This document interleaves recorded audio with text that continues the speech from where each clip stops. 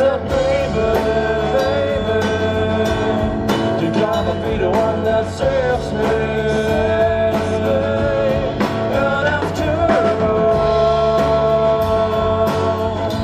you're my wonderwall.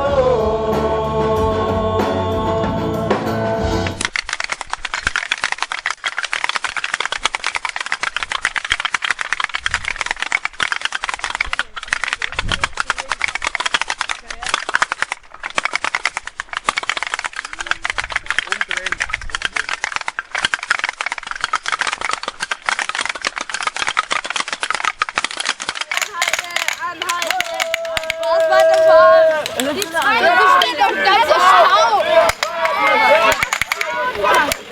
Recht herzlich ein.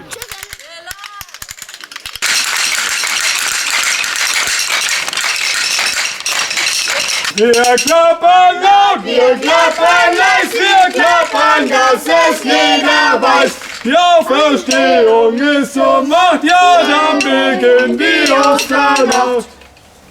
Nächstes Jahr dürfte wieder kommen. Nächstes Jahr ist wieder Zeit, genau. Helft doch der Oma mal, okay? Mal auf, Dankeschön für eure Spende. Sehr gerne.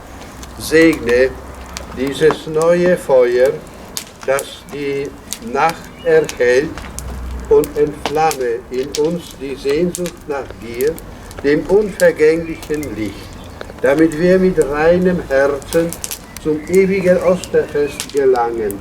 Darum bitten wir durch Christus unseren Herrn.